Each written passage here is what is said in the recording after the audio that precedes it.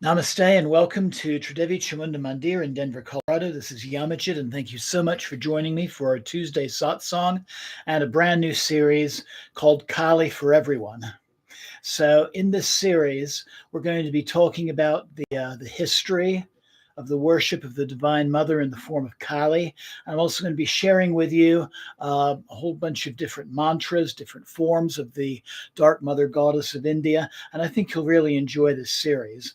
And in addition to that, there'll be some instruction on very basic puja practice as well. Everyone should be able to perform even a simple puja as an act of devotion. Before we begin, though, I do have an announcement. So this coming Friday at 7 p.m., I'll be 35 of our 64 Yogini series of puja and satsang to Yasha Yogini.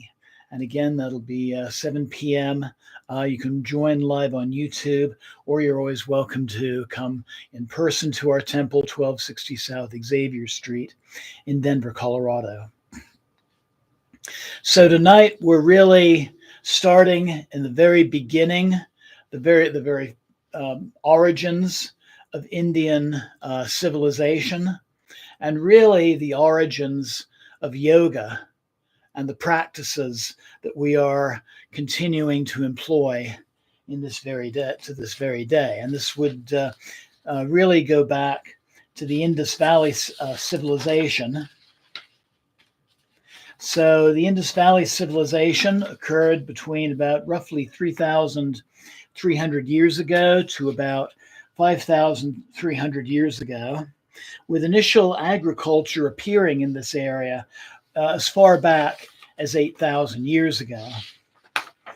The Indus Valley, as we can see on this map, in the area in green, here's the Indus River itself, and it included much of what is today Pakistan and parts of India and Afghanistan as well. And there were two major cities, one called Mohenjo-daro in the south and Harappa in the north.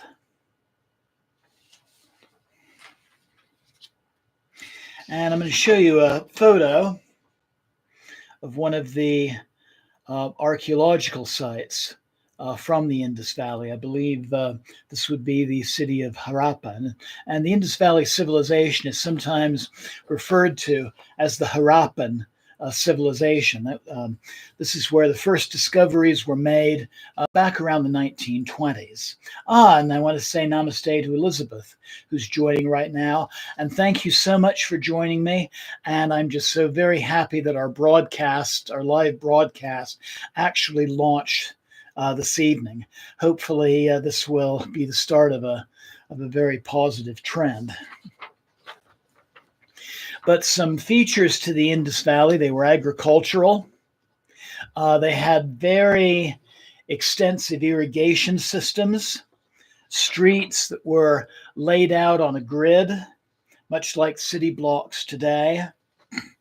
They had sewage systems under the streets, and the houses in these cities had brick lavatories connected to those sewage systems. They were walled communities. They traded with Mesopotamia. And there's been some speculation that at least some aspects of this civilization may have been matrilineal, because there is certainly a strong emphasis on the feminine. I'll be saying a bit about the figures we have on our altar. I'm going to show you some pictures from the Unsborn Book of World History. This is a book that I used quite a bit when I was teaching world history in the very early 2000s. I was teaching for the Division of Youth Corrections at that time. But we have a drawing here which shows what one of the city streets may have looked like, and one of the large homes. And another feature would be the large granaries that were built. The Indus Valley civilization is also known for these clay seals and an early form of writing. This is a form of writing we really cannot decipher at this point. They may have been just as simple as being the name of whoever the owner was associated with the seal. This clay sculpture here is thought to be a figure of a priest.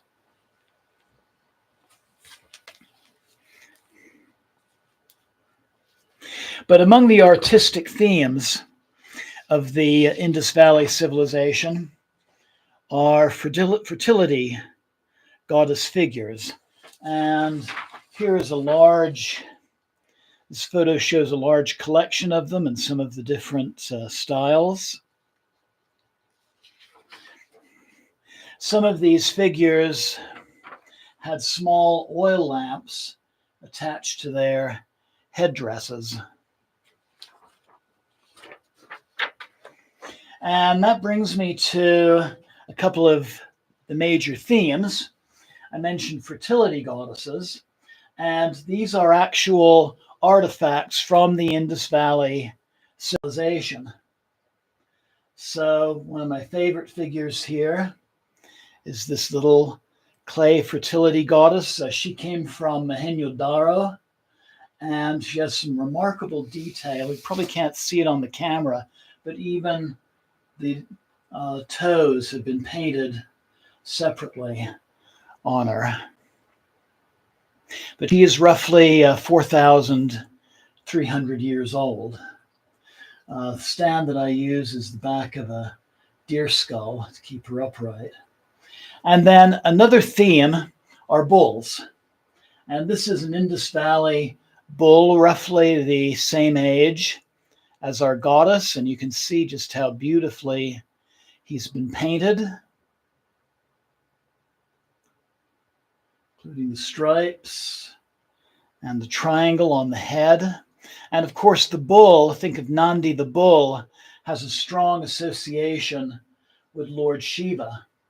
And so there are some anthropologists who look at these artifacts and actually classify them as proto-Shiva and proto-Shakti figures. And then another theme that we see among these fertility goddess sculptures is like this one here, who had and has the face of a bird. And she's a bit of a mystery. I'm not sure where she was excavated or what her age is.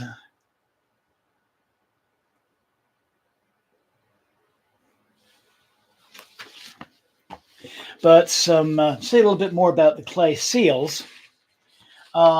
We see evidence in these clay seals as the beginnings, as the origins, possible origins anyway, of yoga and meditation as we know it. And this particular figure is thought to be very possibly Prajapati, a very early form of Shiva. Sometimes this horned yogic figure is shown surrounded by animals, and that is one of Prajapati's aspects, is as being a lord of the animals, very much a god of nature. And we can see more of their early writing system as well on this seal. Yeah, here's another one of the yogic figures, and this one's surrounded by animals. Very similar to Celtic Europe's images of the horned god Cernunnos.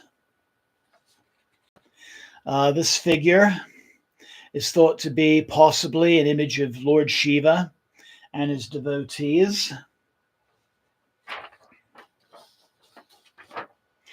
And then this goddess figure, who is flanked by two tigers, may very well be an early form of the goddess Durga. And we find the first Shiva lingams going back to the Indus Valley. This is actually a photograph of a photograph that I took when I visited the Indian National Museum in Delhi. This would have been back in late 2005, and got to see some actual artifacts from the Indus Valley. But we can see that distinct Shiva Lingam base and even the stone in the center.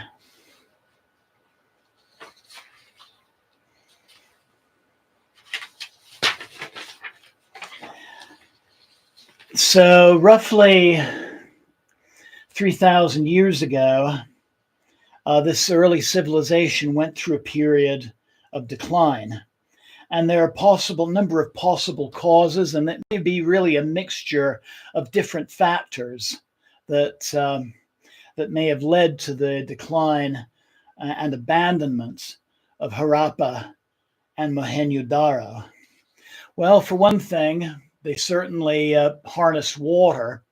And sadly, when you harness water, especially back in those days, you very often also harnessed malaria and other parasitic diseases. Soil depletion and possibly drought. Climate changes due to volcanic eruptions. There were a number of volcanic eruptions around this period, including the huge eruption in Santorini in the Mediterranean Sea. And then there's the idea that there were invasions from outside, what have been called the so-called Aryan invasions. This idea of outsiders coming in from the north and invading the Indian subcontinent. So this was a popular theory among British archaeologists. Some of them, and really the sad thing is, this hypothesis, I think, came about really, there was some racist origins to that. The idea that these people that the British looked upon as inferior, how could they have come up with this very sophisticated system of philosophy? And in reality, though, we really don't find the archaeological justification for the idea behind these invasions. There are some descriptions in the Vedas, the earliest spiritual books, about warring groups of people.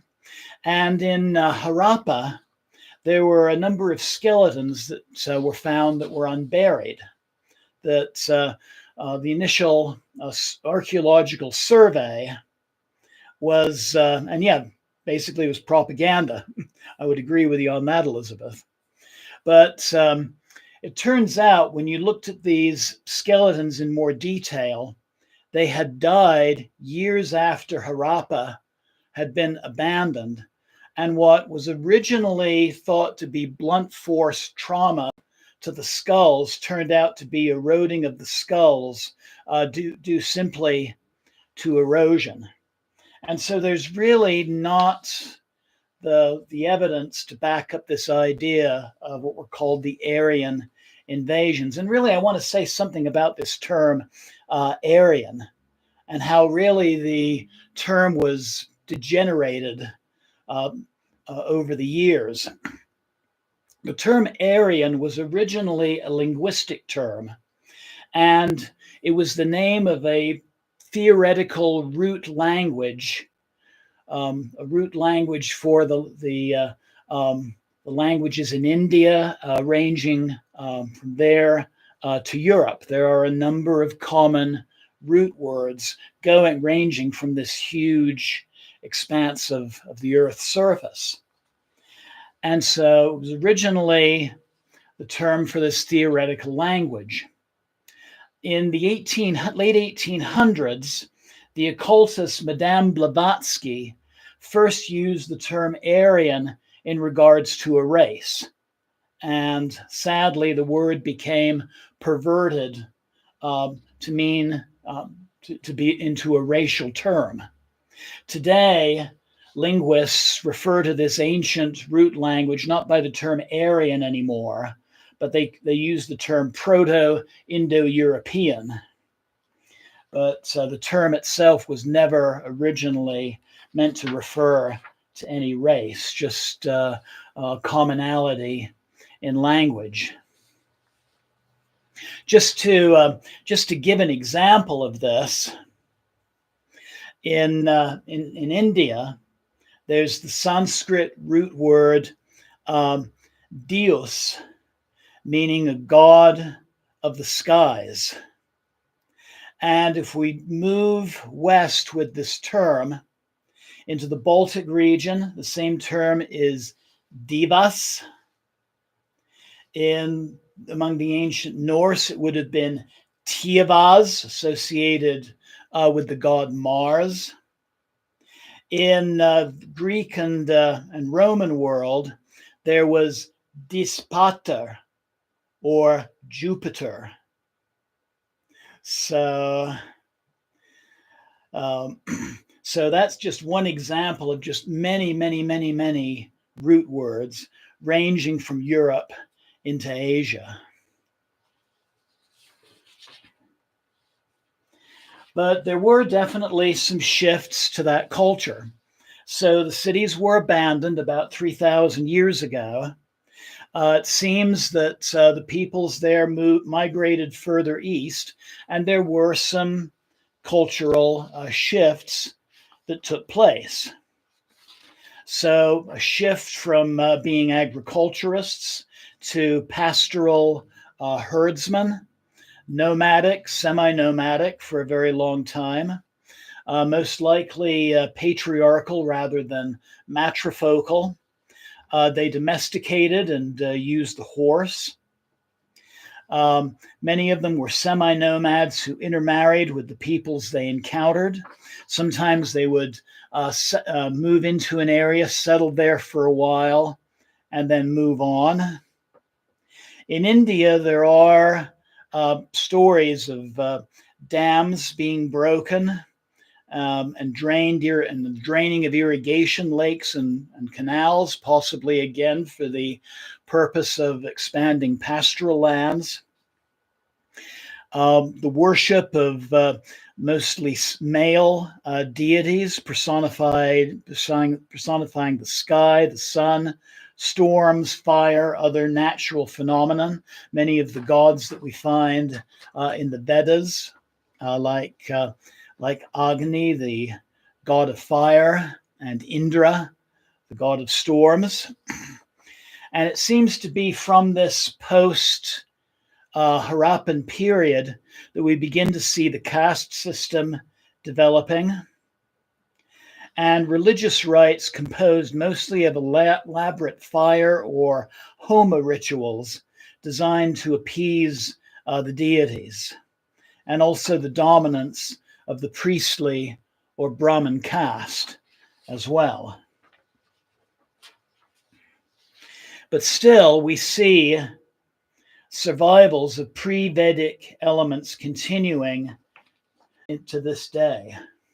Certainly among the lower castes, also in various areas like in northern India, the area around where Calcutta now is, also the lower Himalayas, also in the south of India as well, the Shiva and Shakti cults.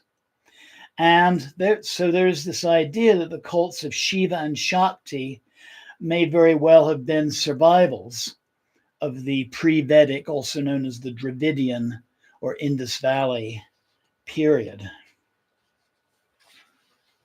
And ultimately, it is going to be during this post-Dravidian period that the earliest scriptures,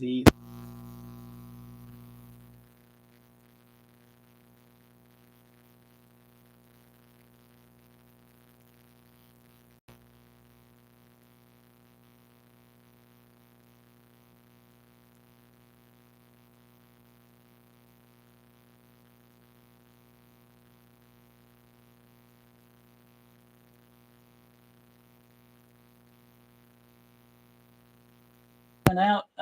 I just there we go. I just worked with the plug a little bit. Hopefully the sound is back. Let me know if it isn't. But Elizabeth, thank you for what you've added here. Okay, we got the sound back, it looks like. So the lessons in this series are going to include a little bit of history or some information on a particular aspect of the divine Mother Kali. And let's see. I didn't quite get what you typed there, Elizabeth. Something about pre-Dravidian.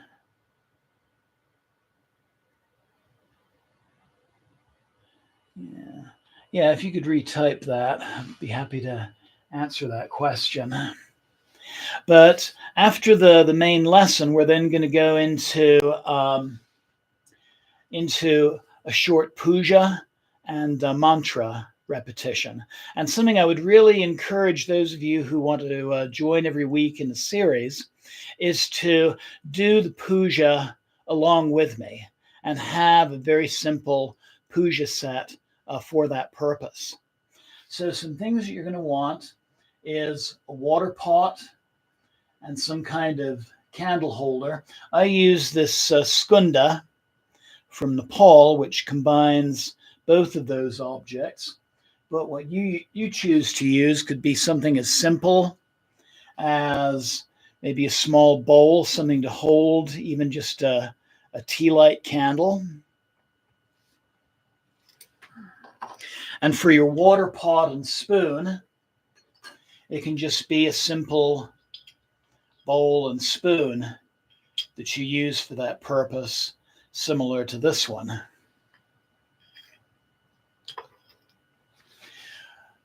You're also going to want some things to symbolize the 5 elements, and I'll be saying some more on the language of puja.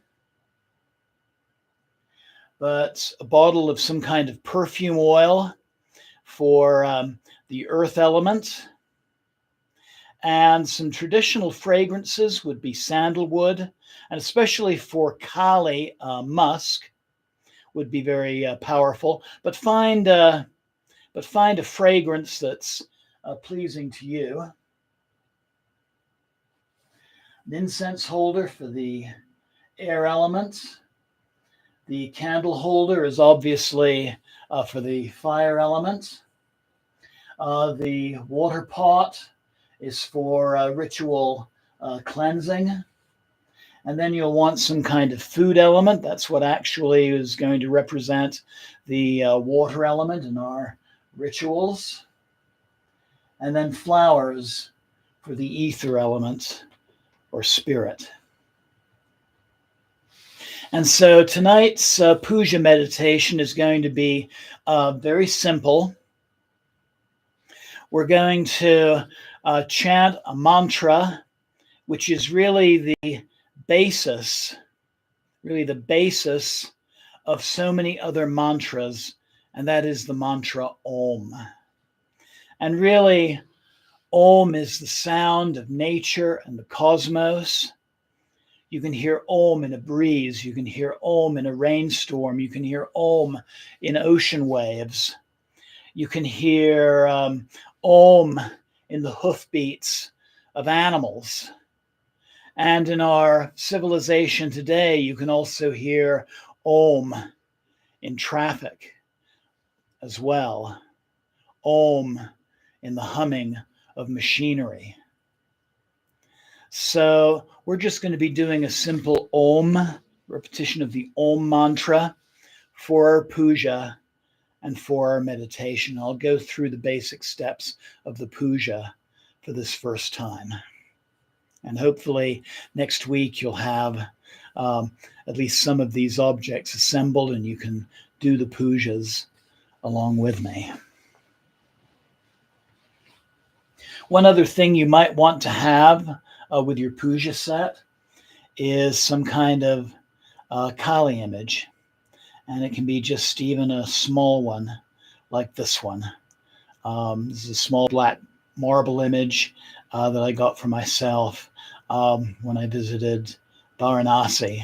The first night I was there, that was New Year's Eve, 2005, 2006. And I found her, bought her from a merchant right by the main burning ghat that was there where I was later meditating that evening. And I'm going to include her on the altar. There we go. So I invite you to sit in a comfortable position on your mat, on a cushion. Straight back chair would be fine. And I invite you to bring the palms of your hands together at your heart center. Let's take a few deep breaths, letting go of the cares and concerns of the day.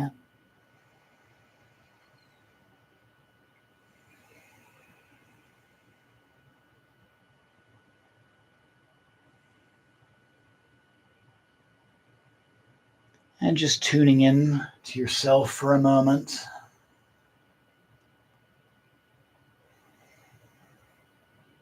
And just think of an intention that you would like for today's puja and meditation. It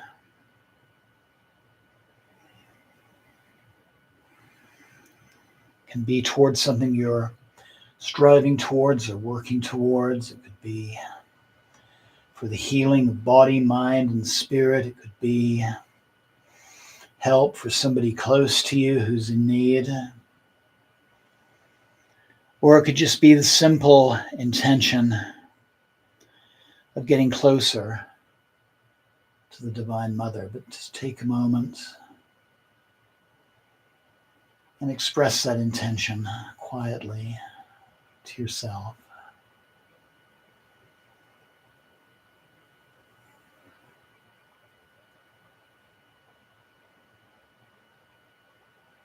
So let's begin our practice tonight by chanting that syllable Om 3 times. Inhale.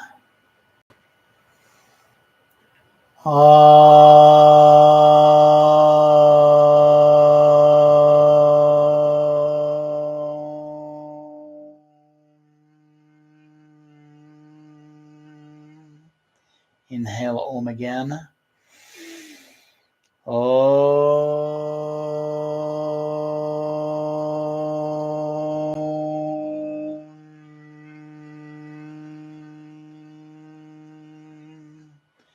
And one more inhalation.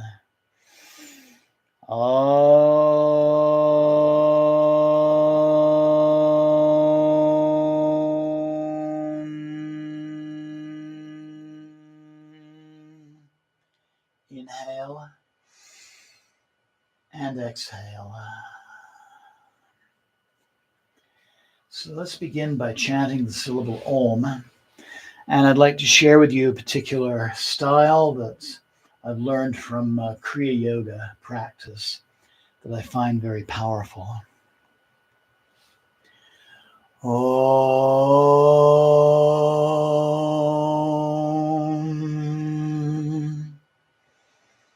Om.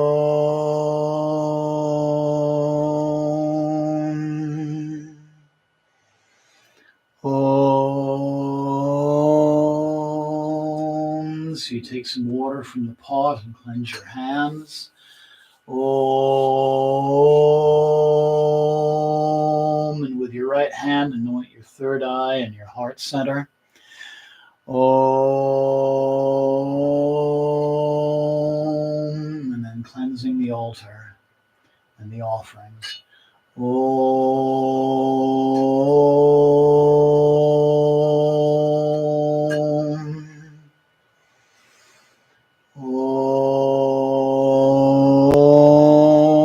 Om. And then we're going to offer everything with our right hand, putting a little perfume on our middle finger, the earth element. Om.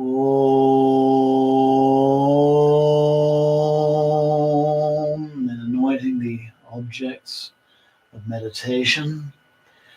Om, and then with our right hand taking the food and waving it 3 times. Om,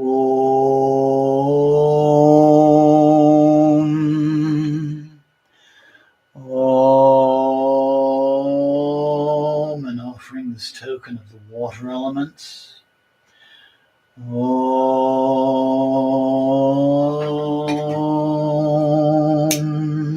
then lighting our flame. Om,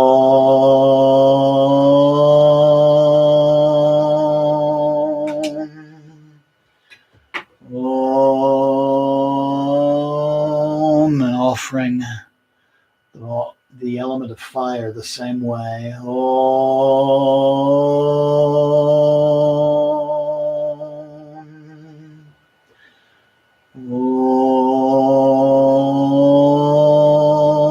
and then lighting our incense. Om,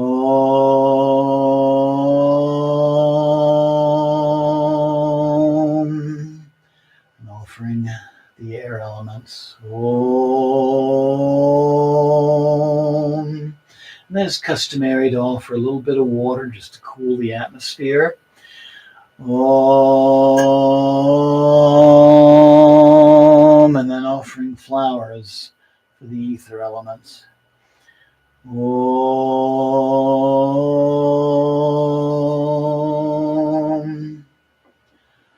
Om.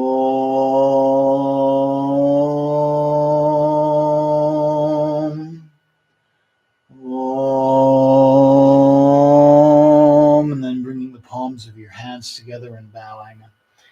Om. And one other thing you'll want for your puja kit is a mala of some kind of 108 beads. And so we're going to begin by continuing to chant the Om mantra. And I invite you to join me in chanting. Om.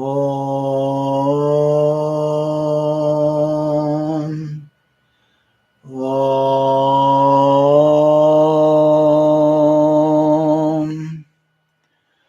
Om.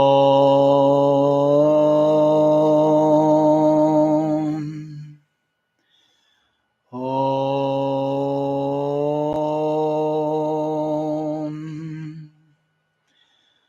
Om.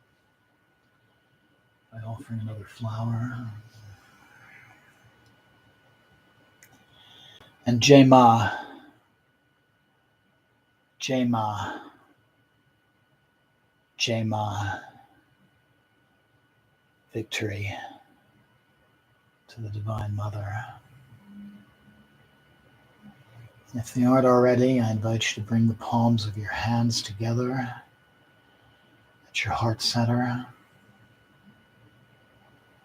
and take a moment to acknowledge the presence of the Divine Mother within yourself.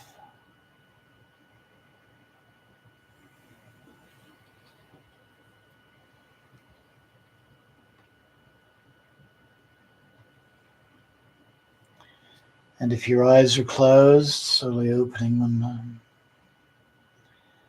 Namaste. Blessings always. Thank you so very much for joining me tonight. And Jai Ma, Jai Ma, Jai Ma. So, hope you enjoyed this. Very much enjoyed sharing this with you. And I look forward to the further installments of this series. Part 2, which will be next Tuesday at 7, we'll discuss the origins of Kali herself as a Divine Mother archetype. And we're going to honor the oldest form of Kali, Ma Chamunda.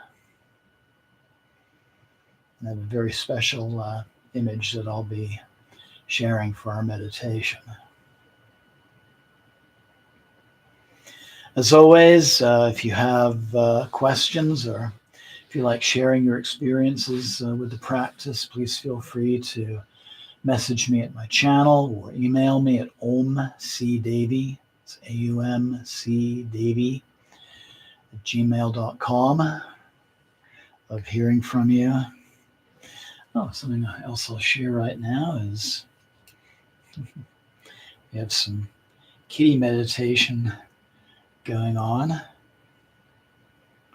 And yeah, Elizabeth, I agree. This is very relaxing mantra practice.